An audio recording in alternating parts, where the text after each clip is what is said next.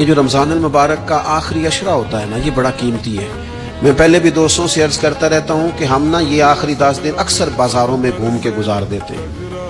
پہلے بھی ساری خریداری کی جا سکتی ہے۔ بخاری مسلم میں حدیث ہے، سیدہ عائشہ صدیقہ رضی اللہ تعالیٰ عنہ فرماتی ہیں آخری 10 دن جو رمضان کے ہوتے تھے حضور خود بھی بیدار ہوتے تھے، ہمیں بھی بیدار کرتے تھے۔ یہ راتیں بیدار رہنے کی ہیں، شب قدر کی تلاش کی ہیں۔ نبی پاک نے اعتکاف فرمایا ہے۔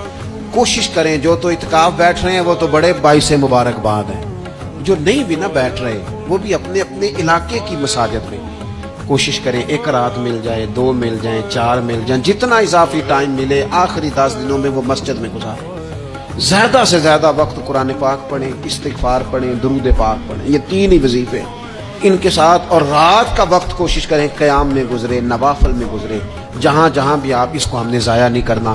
ہمارے ہاں یہاں اعتکاف میں کافی لوگ انشاءاللہ آئیں گے۔ یہاں ہم نے یہ اہتمام کیا ہے کہ روز رات کو شب بیداری کی محفل، تراویح کے بعد یہ محفل شروع ہوگی، اور اس کے اندر تلاوت ہے، نعت شریف ہے، کچھ واعظ و نصیحت ہے، کچھ ذکر و فکر ہے۔ جو اللہ تعالیٰ توفیقات عطا فرمائے اپنے فضل سے وہ ہم کریں گے۔ دعاؤں کا سلسلہ ہے، 8 رکعت نماز نفل پڑھنے کی صحیح کریں گے، کوشش کریں گے کہ اللہ ہمت دے تو سحری تک روز سلسلہ جاری رہے۔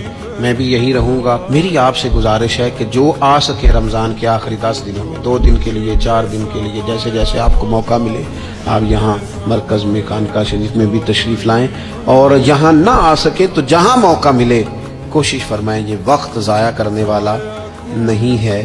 یاد آتی ہے تو آنسو بھی نکلتے ہیں، دعا بھی نکلتی ہے۔ تھے کچھ لوگ پچھلے سال جو اس سال موجود نہیں ہیں۔ وقت تیزی سے گزر رہا ہے، تو یہ سعادتیں بڑی قیمتی ہیں، ان کو ضرور حاصل فرمائیں۔